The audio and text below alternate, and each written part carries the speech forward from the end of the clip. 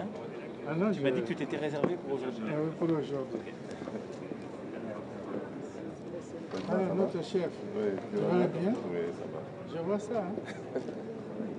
Tu t'es bien reposé, toi, hein? Il m'a dit hier soir, mais j'ai pas parlé. Tout pour le Ouais, tout pour, Donc, tout pour aujourd'hui.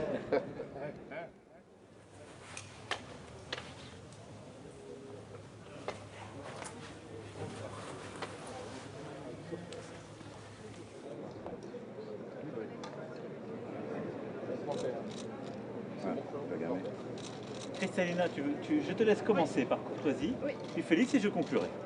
Ben, en anglais? Oui, en anglais. Okay, merci. It is a very important moment.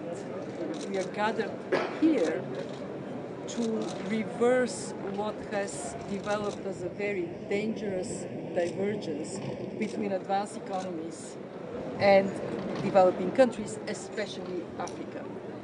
We have to go back to the strong development Africa had before COVID, for Africa and for the rest of the world.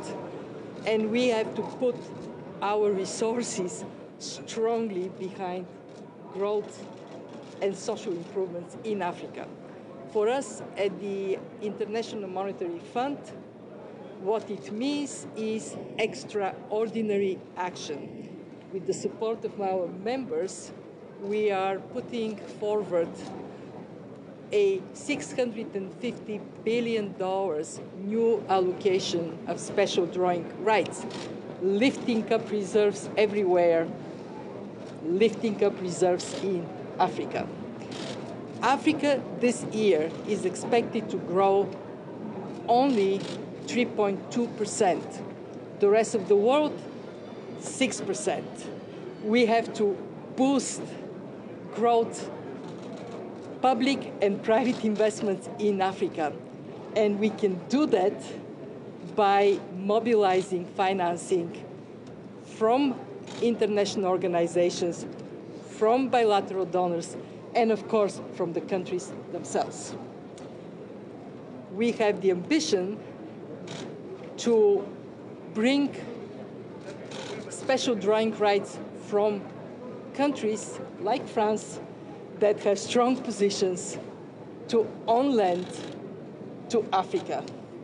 And I am confident this is going to materialize for the sake of Africa, but also for the sake of all of us, because growth and stability in Africa means prosperity and stability in Europe.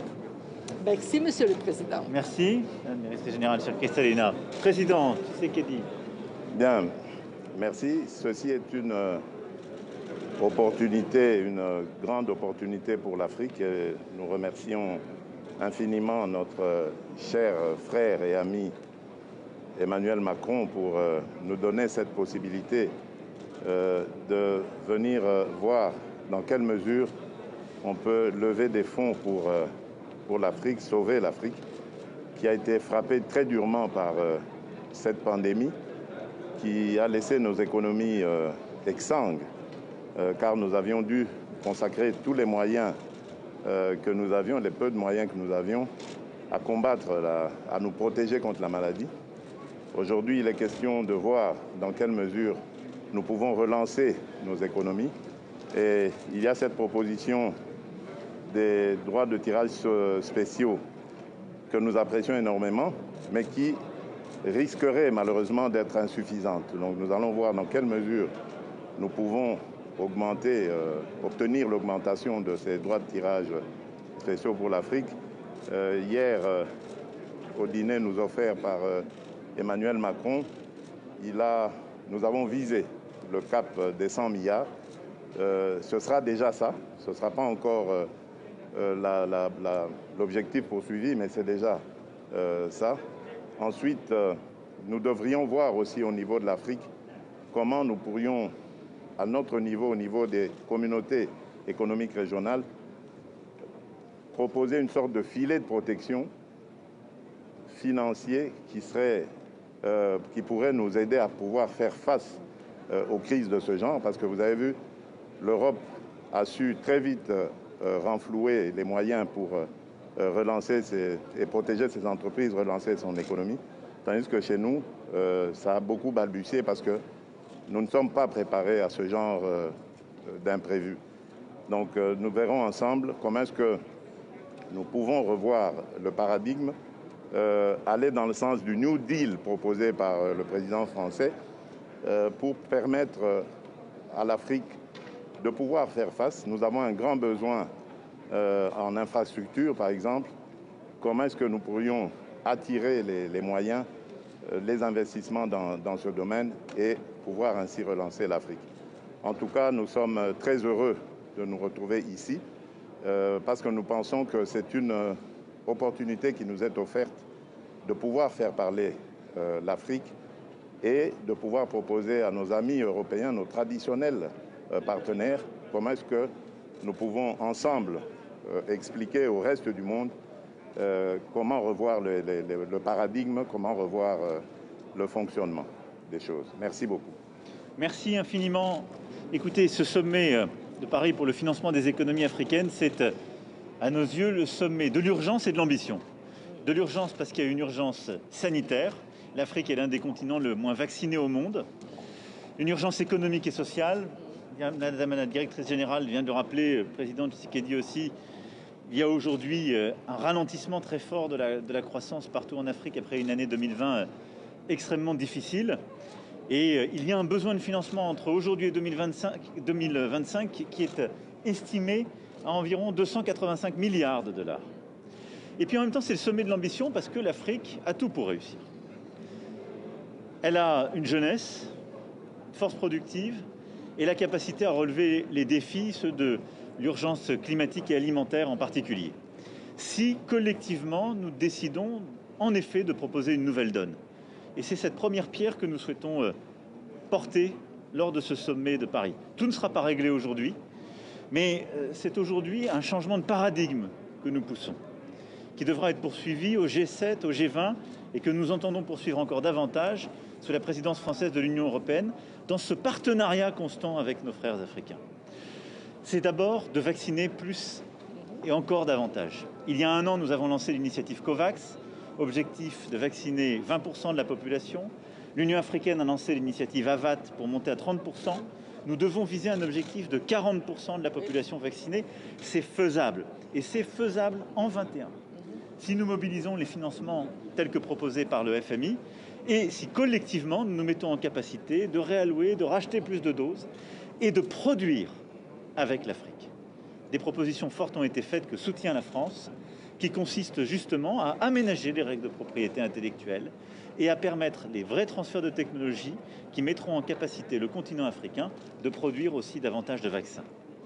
La deuxième chose, pour y répondre, c'est en effet ces droits de tirage spéciaux. Et nous défendons l'idée que les pays les plus aisés puissent réallouer leurs droits de tirage pour qu'ils aillent vers les pays les plus pauvres, en particulier en Afrique, pour que les 33 milliards d'aujourd'hui deviennent 100 milliards, et surtout pour que nous puissions mieux les utiliser, c'est-à-dire les allouer à la Banque africaine de développement, innover en termes de financement, et accompagner aussi cette ambition des financements que nous allons mobiliser grâce à la Banque mondiale, car c'est un mix évidemment de prêts, de financement en subvention qu'il est important de mobiliser.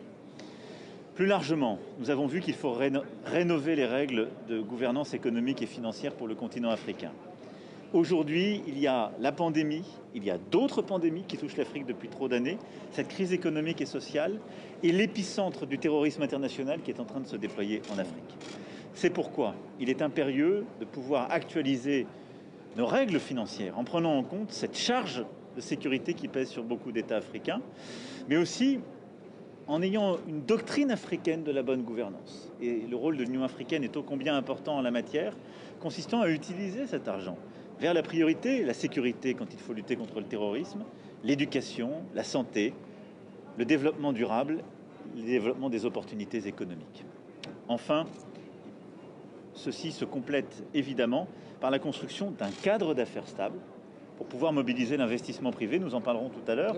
Nous allons lancer une alliance inédite en la matière. Nous avons hier déjà commencé ce travail et c'est le fruit depuis plusieurs mois d'un effort important. Et l'idée est de mobiliser beaucoup plus les investisseurs et entrepreneurs du secteur privé, africains et non africains, pour pouvoir en quelque sorte fertiliser ces réformes et accompagner ces financements publics. Chacune de ces composantes fait partie d'une stratégie qui est cette nouvelle donne pour l'Afrique. Je crois que si nous arrivons, dans les semaines et les mois qui viennent, à nous mobiliser sur cette base, nous aurons les capacités non seulement de répondre à l'urgence que j'évoquais et d'éviter le pire, mais surtout de faire de cette situation une chance pour répondre à des problèmes que nous voyions depuis longtemps, mais que nous tardions à régler au fond et avec des outils adaptés. Donc voilà ce dont nous allons encore travailler cet après-midi avant de vous rendre compte tout à l'heure. Merci beaucoup. Merci. On y va. C'est plus proche.